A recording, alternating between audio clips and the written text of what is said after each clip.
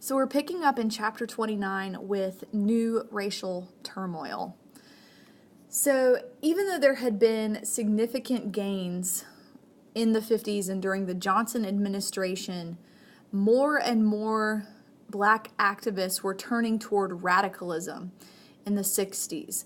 There was an organization called the SNCC that sort of grew out of the sit-ins and the groups of protesters who were committed to integration, who got to the point where they rejected integration and interracial cooperation and instead went for violence and militancy. And this was after they had experienced violence and intimidation while trying to register black voters in the South and while organizing schools for black children in the South. So after they faced violence, they were ready to become militant for the cause as well. The election of a guy named Stokely Carmichael as chairman of the SNCC indicated this growing strength of the Black Power movement. And you've got urban riots that manifest black impatience and frustration and despair. And so they engaged in rioting and demanded for separate schools, which generated white backlash. So the Beat movement and student radicalism. So the roots of the 60s were firmly planted in the 50s with a group of authors called the Beat authors.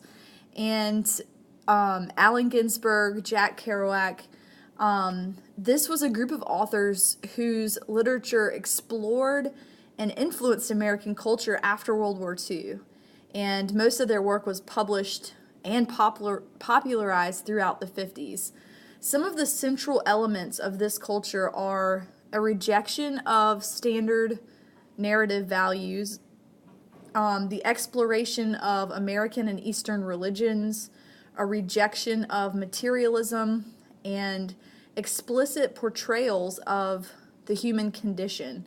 Alongside that were the experimentation with psychedelic drugs and the sexual liberation and exploration movement.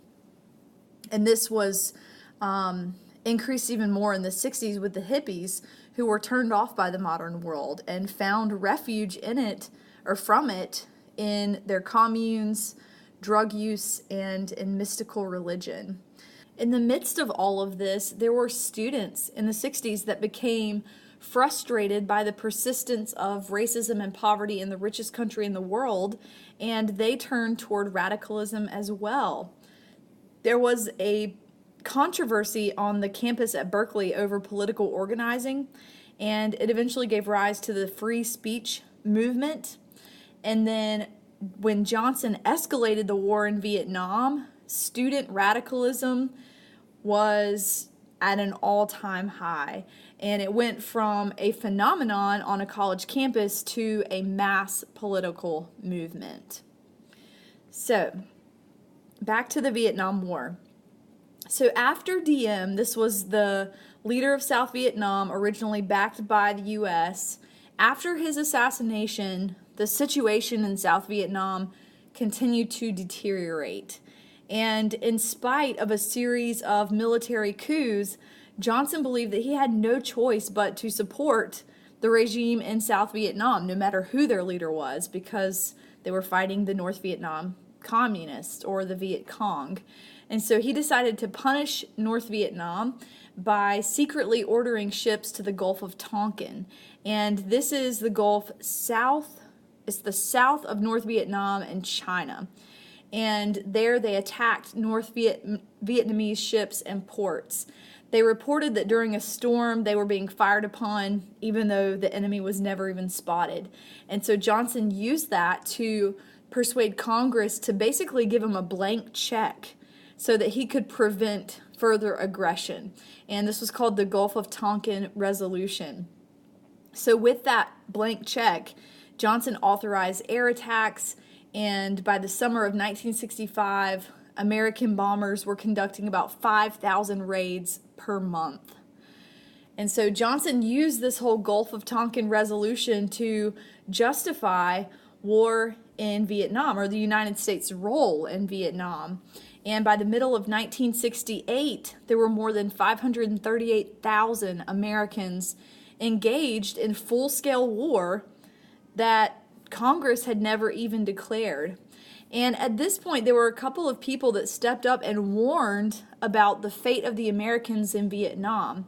One of them was a guy named McGeorge Bundy, and he warned that Westerners could not win against Orientals in the Asian jungle.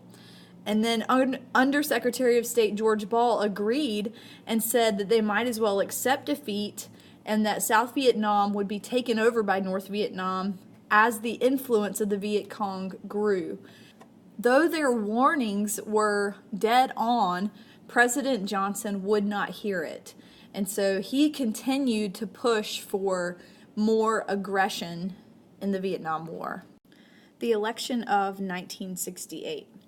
So opposition to the war was growing, and it was particularly vehement on college campuses. And so the election was coming up, and a Democrat from Minnesota stepped up to launch a bid for his party's nomination. His name was Senator Eugene McCarthy, and he won this bid based on his opposition to the war. There was the Tet Offensive in 1968, and news that the Johnson administration was considering a request to dispatch an additional 206,000 American troops to Vietnam that dramatically altered the balance of power in the Democratic Party. So you've got McCarthy, who was able to win 42% of Democrats who voted in the New Hampshire primary. And then after his strong showing, former Attorney General Robert Kennedy entered the Democratic race.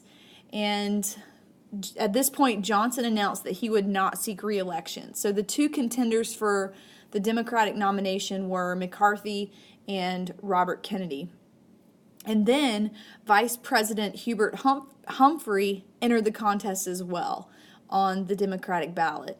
So McCarthy and Kennedy both won primaries, and then after winning a very narrow victory in California, Kennedy was assassinated. And so the Democratic Party's convention was racked by turmoil, and so they nominated Humphrey.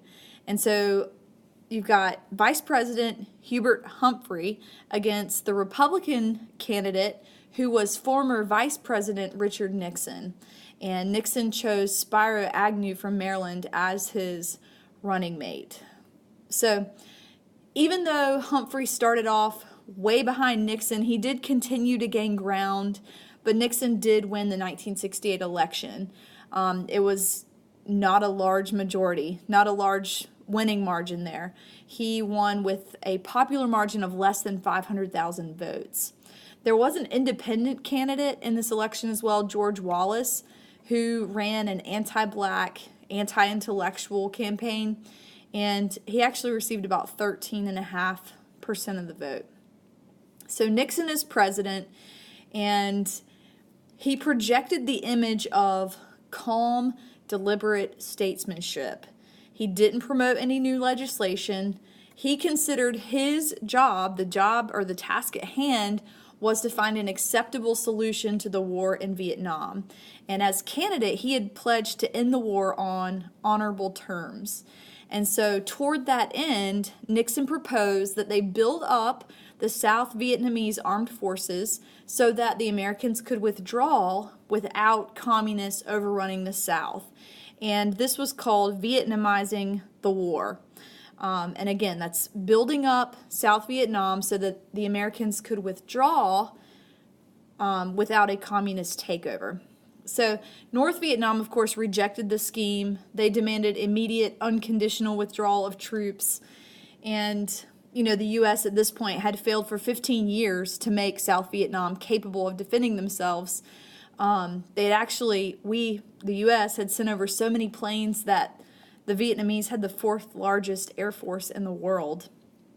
And meanwhile, at home, the peace movement was growing in size and militancy. So Nixon finally announced that there would be a phased withdrawal of American troops. But despite this phased withdrawal, the war continued, and the human costs of this stalemated war along with the revelation of the atrocities being committed by American troops at Malay, gave new momentum to the peace movement. American troops there massacred Vietnamese women and children. So the peace movement at home was growing rapidly. So the Cambodian incursion. So April 1970, Nixon announces the withdrawal of another 150,000 American soldiers and declared that Vietnamization was proceeding ahead of schedule and that communism was weakening. He said that, but the evidence was so contrary to what he was saying that people questioned whether or not he was mentally ill. Communism was obviously not weakening. So 1 week later, he authorized an incursion into neutral Cambodian territory to destroy communist bases there. And this angered students. The nation's college campuses erupted in protest. At Kent State University in Ohio, after days of demonstrations, the National Guardsmen killed 4 students.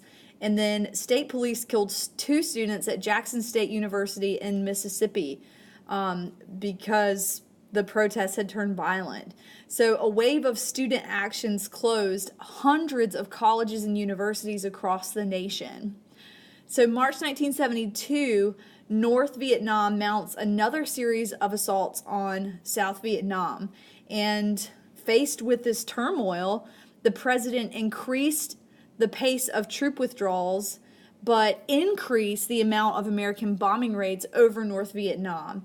And he also ordered the mining of Haiphong and other northern ports.